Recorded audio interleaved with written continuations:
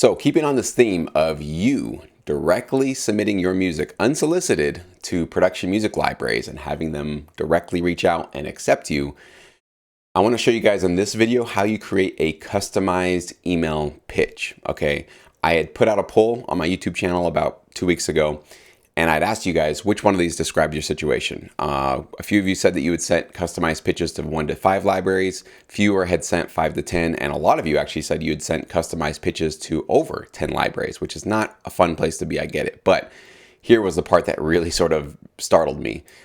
Way more of you guys said, and that's what this huge bar represents, that you didn't know what a customized pitch was. Now, maybe this is just a term you don't use. When I say customized pitch, I mean you find one library and you send them one email.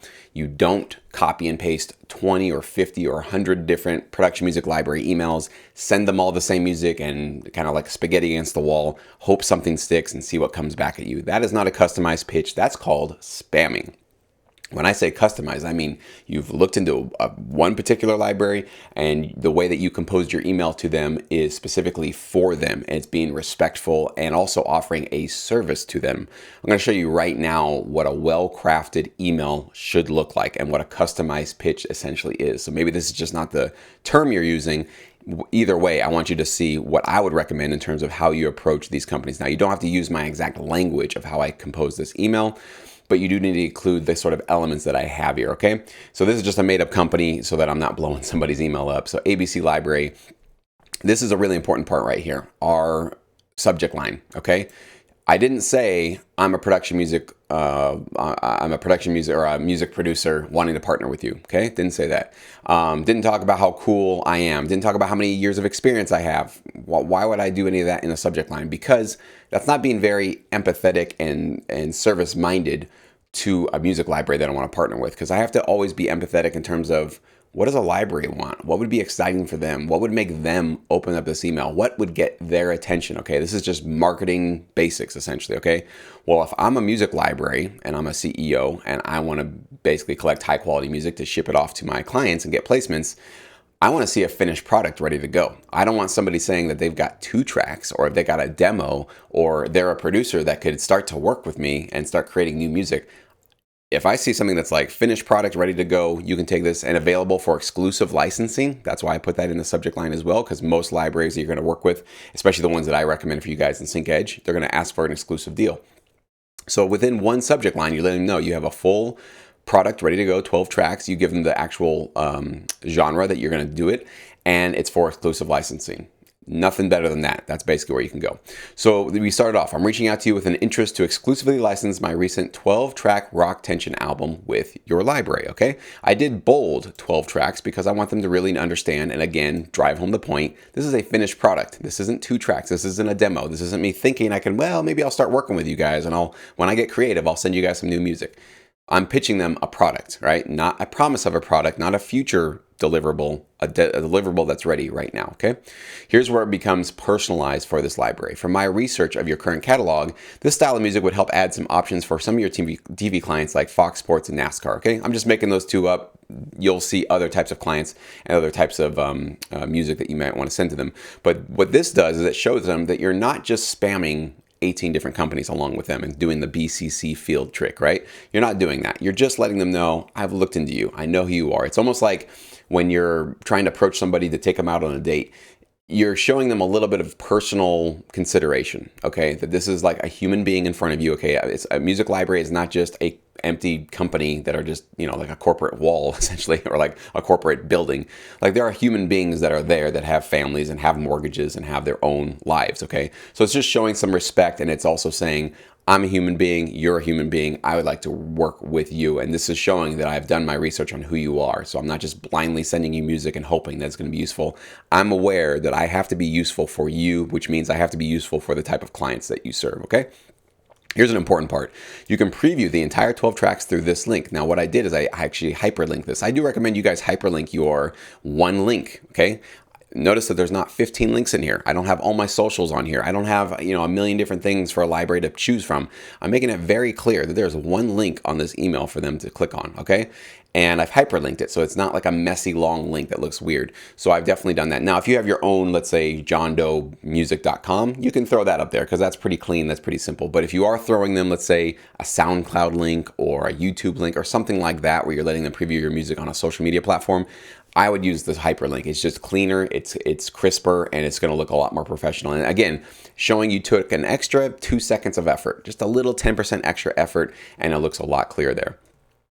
Should these tracks feel good, like a good fit for your catalog, I'm certainly interested in creating more albums for you to create a long-term working relationship. Why would I put that in this email?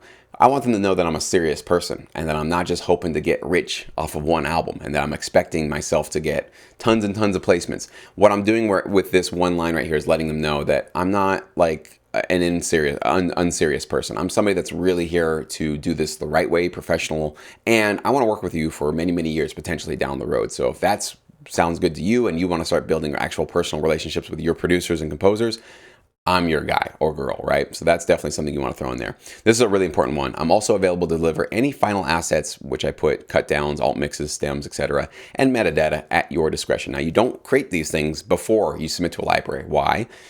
I don't know what they need, right? Unless it's very clear on their website. Most of the time it's not. You really don't know exactly what kind of deliverables they'll need, but just let them know in your pitch, in your initial pitch where you're going to preview these 12 tracks, you're not a newbie to this business. You understand that it's not just a matter of sending them your WAV files of the full mixes and you're done. You're going to have some work to do. So again, you're kind of just cueing them in and letting them know, I'm here. I'm a serious person. I know it takes work. I know it takes time, and I really want to be on your team. Okay.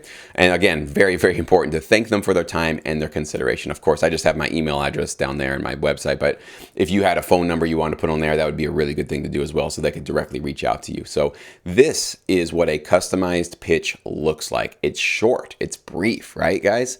I've had some people sending me emails. I don't know why. I guess because I'm involved with Sync, people just assume that I will shop their music for them or get them placements. And if you're watching this video thinking I'll do that for you, don't email me. I don't do that. I don't shop music. I've never shopped music. I don't want to be in the middle between you and a music library or any of that kind of stuff. Okay.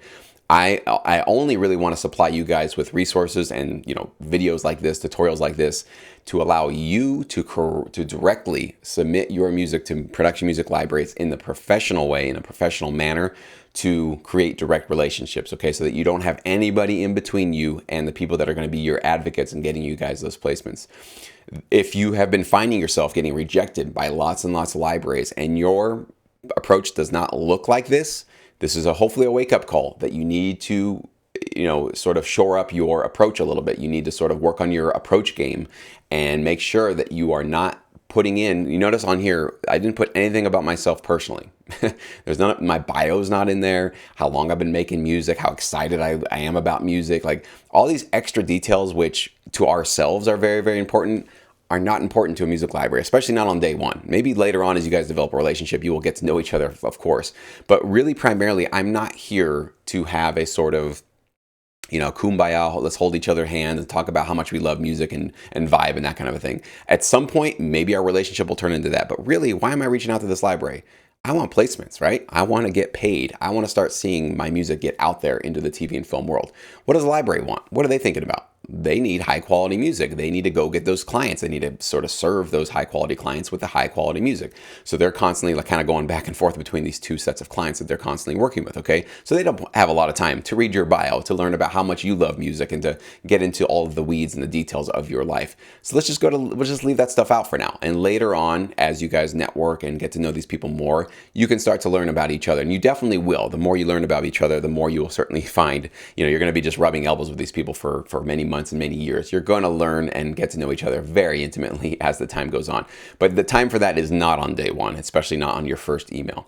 Now, I do recommend, of course, I don't know if I mentioned this before, I do recommend you have your own website. Okay, so I said that if you're going to do SoundCloud, YouTube, use a hyperlink. I still would say don't use SoundCloud or YouTube or a publicly available thing if you a social media platform or a music hosting service if you can basically create your own website. And now there's a tutorial I'll put in the description box of this video. I walk you through a 1-hour tutorial to get you in and out of a music website, like basically today. By this afternoon you can have it completely done, and you don't have to be a website designer. It obviously it has an AI sort of web designing program, so it designs everything for you, so it's going to look clear, it's going to look clean, and the most important thing is right when they come to your website, they'll be able to click play on your music. And that's the most important part with whatever you send them.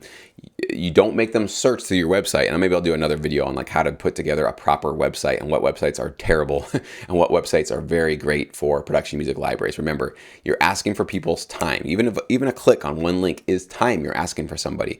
So if they get to your website and they don't know how to find your music, or your player is not working, or you have all these different links and it's like, well, I don't want your DJ services. I don't want to find out when you're on tour. Okay, sync licensing, this is the one I want. You don't want to make them find you and find your music they're going to be pitching to them. This link should directly take them to the product that they can potentially get and put under their umbrella and put into their catalog with their library. So I hope you guys found this useful. If you have any further comments, questions, anything about this, please comment below and I'll be happy to answer.